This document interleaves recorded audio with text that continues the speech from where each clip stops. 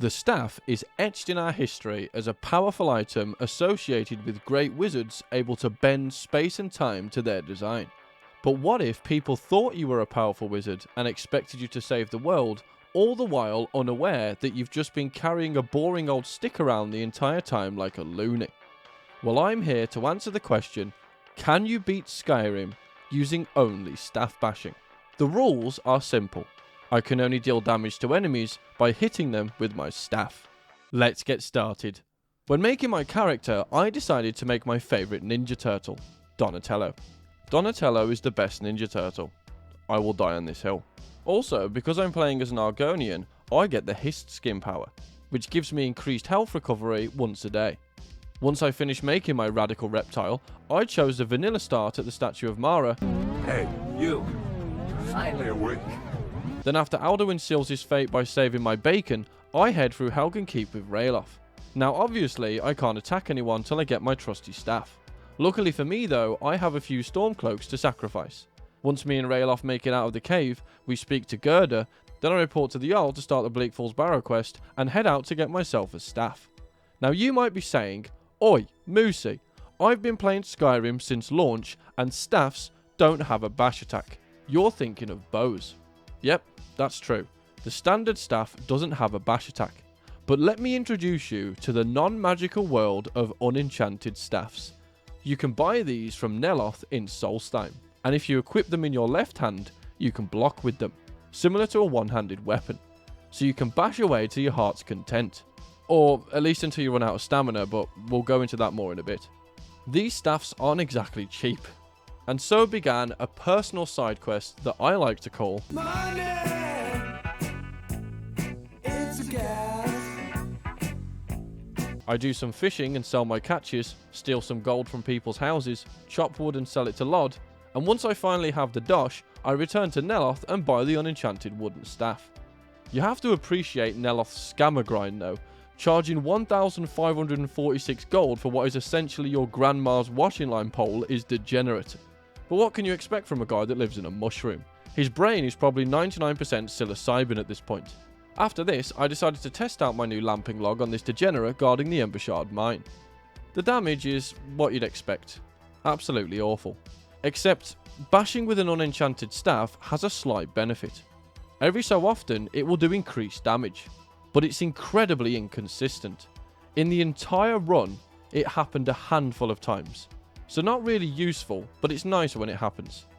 Now as you can see, I ran out of stamina almost instantly when trying to bash his head in. There is a way to deal with this though. Behold the mighty vegetable soup. This amazing concoction regenerates 1 stamina a second for a whopping 12 minutes. Which means after chugging a bowl of this Paleolithic portion, you have the stamina of a prostitute on a Friday night. Luckily, it's not hard to make because you can find all the ingredients for it in Riverwood and the farms around Whiterun. Once I get them though, I don't make some just yet because I'm going to Golden Hills Plantation so I can plant the ingredients to grow more of them. When I get there, I quickly realise that I should have made at least a single bowl, because trying to fight this ghost was a chore. I even tried leading it to Rorikstead in the hopes that the guards might back me up, but they were too afraid of the bloody thing and just ran away. So I went back to Riverwood, made 3 delicious bowls of stamina soup, then beat the shit out of the ghost and his ethereal spouse. Once I finish the quest, I plant my crops, employ Fendel as a steward, take a well-needed rest whilst I wait for them to grow, harvest them, make 4 bowls of soup, then head to Bleak Falls Barrow. Battles aren't exactly hard in this run, because the soup allows me to keep the enemies in a constant state of stagger. So even though it takes an incredibly long time to kill them, they can't really do much to me in return, especially when I back them up against a wall or other solid objects. After fighting through an arachnophobe's nightmare, I poke the Draugr Overlord 100 times until he snuffs it, then take the Dragonstone to this so-called wizard. I don't believe he is though. He doesn't even have a stick, the useless twonk. Then after stealing some tomatoes and making some more tasty soup, I have a lengthy fight with Mermulnir at the Eastern Watchtower. Once I give him death by 1,000 bruises, I watch Winnie the Pooh have an aneurysm. Then whilst on my way up to see Master Splinter and his clones, I try to kill the Frost Troll, but I encountered a problem. He heals faster than I can do damage to him, so I had no choice but to leave.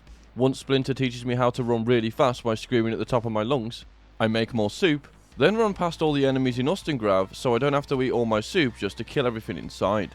I pick up Delphine's birthday card, and upon delivering it to her, Mirak's cultists decide to start throwing fireballs inside her inn. So I just run outside and wait for the guards to deal with them. Because again, I didn't want to use any soup if I didn't have to. Waste not, want not. Once Delphine calms down, we head to Kynesgrove together and bonk Salakanir with my stick. I must have poked a lot of holes in his wings, because when he tried to take to the skies, he came crashing down like a ton of bricks. Now a dragon that can't fly is like a spider that can't spin webs, so we put him out of his misery to save him from the ridicule at the hands of the other dragons. Now it's time to infiltrate the Thalmor embassy. You'd think that with Donatello being a ninja, he'd be able to sneak through without being seen, but that's not the case at all. I think he's been slacking on his training. The Thalmor inside the embassy are fairly tanky, so it takes a while to kill them.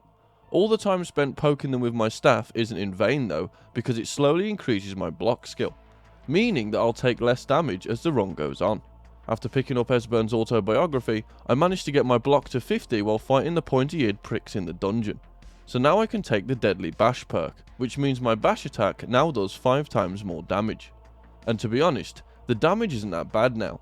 Once I escape, I steal some more tomatoes, then head back to my farm to make some soup.